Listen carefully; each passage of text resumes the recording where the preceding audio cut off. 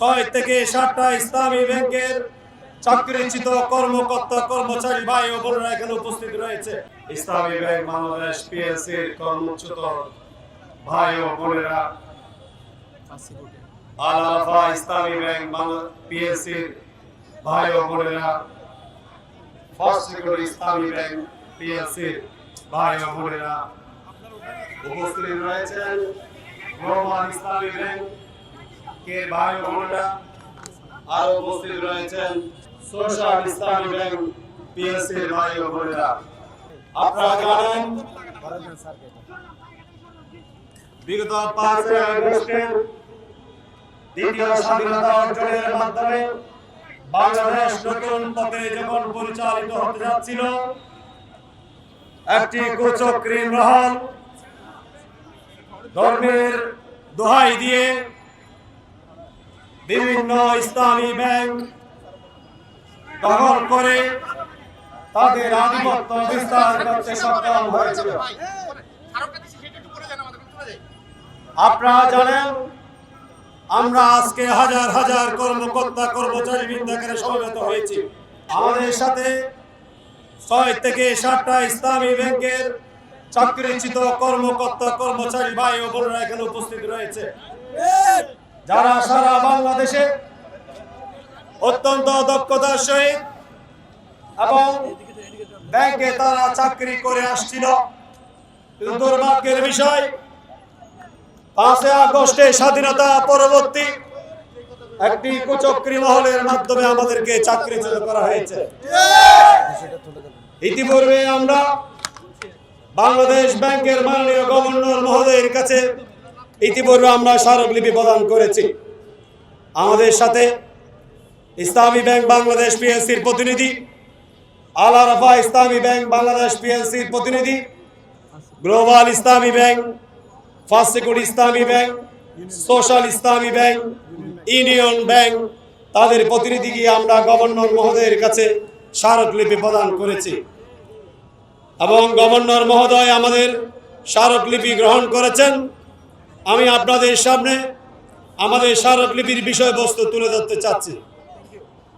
উপস্থিত সাংবাদিক ভাই ও বোনেরা, আজকে উপস্থিত আমার সহকর্মী ভাই ও বোনেরা এবং রাজধানীর বুকে যারা আমাদেরকে শুনছেন, সারা বাংলাদেশ থেকে যেভাবে বিভিন্ন শাখা থেকে চাকরিচ্যুত করা হয়েছে, তাদের পক্ষ হয়ে আজকে আমরা যেই স্মারকলিপি দিয়েছি তার উল্লেখযোগ্য অংশ আপনাদের সামনে আমি তুলে দিচ্ছি। মাধ্যমে পেশাদার ব্যাংকারদের কর্মক্ষেত্রে ফিরে আসার সুযোগ সৃষ্টি হবে বলে আমরা মনে করি। ব্যাংকের আভ্যন্তরীণ শৃঙ্খলা, সুশাসন এবং কর্মীদের ন্যায্য অধিকার নিশ্চিত করতে হবে। মাননীয় গভর্নর মহোদয়, ব্যাংকিং খাত দেশের অর্থনীতির একটি গুরুত্বপূর্ণ স্তম্ভ।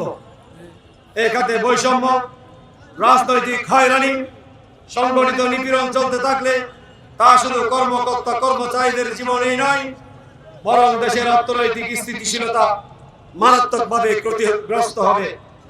ক্ষতিগ্রস্ত করবে বলে আমরা বিশ্বাস করি। অতএব আমাদের আজকের ন্যায্য দাবিগুলো গুরুত্ব সহকারে বিবেচনা করে আপনার আশু হস্তক্ষেপ এবং ন্যায় বিচার প্রার্থনা করছি।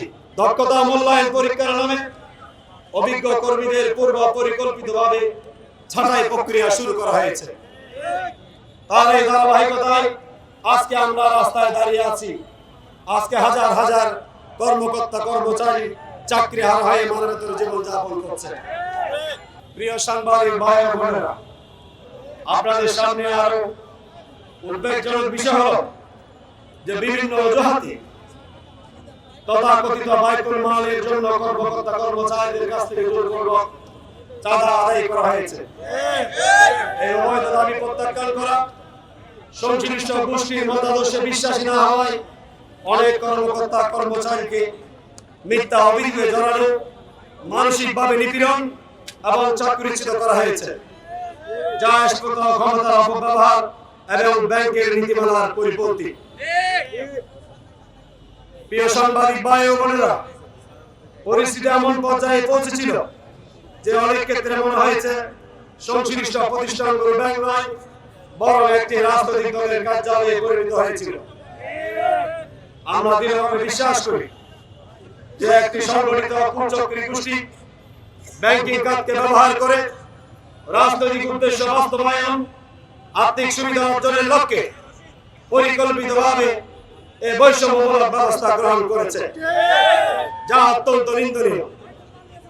এর ফলে হাজার হাজার পরিবার আজ চরম অনিশ্চয়তা, মানবতার জীবনের মুখোমুখি। পাশাপাশি বিপুল সংখ্যক অভিজ্ঞ কর্মী ছাঁটাই হওয়ায় ব্যাংকিং সেবা মারাত্মকভাবে ব্যাহত হচ্ছে। আপনারা ইতিপূর্বে জেনেছেন যে আমাদের সদ্য বিদায়ী গভর্নর যেভাবে কাটছাঁট ব্যাংকিং এবং সমন্বিত ব্যাংকিং করতে গিয়ে, সম্মিলিত ইসলামী ব্যাংকিং করতে গিয়ে সমুদায় ইসলামী ব্যাংকিং কার্যক্রমকে কলাপস করে দিয়েছে। এমন অবস্থায় আমরা গভর্নরের নিকট নিম্নত ন্যায্য দাবি সমূহ সদয় বিবেচনার জন্য বিনীতভাবে অনুরোধ করছি। 5 আগস্ট 2024 ইংরেজি পরবর্তী সময়ে অন্যায়ভাবে চাকরিচ্যুত সকল কর্মকর্তা কর্মচারীকে অবিলম্বে শপথে পুনর্বহাল করতে হবে।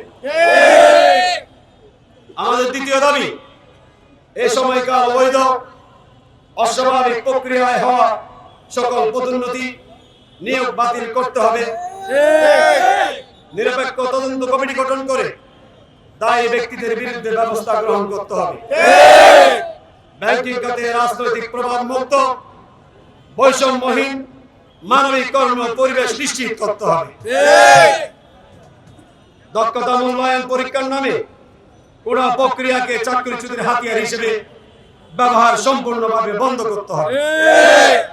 বর্তমান বিতর্কিত ও অবৈধ ও ম্যানেজমেন্ট বাতিল করে দক্ষ ও পেশাদার বোর্ড ম্যানেজমেন্ট পুনর্গঠন করতে হবে।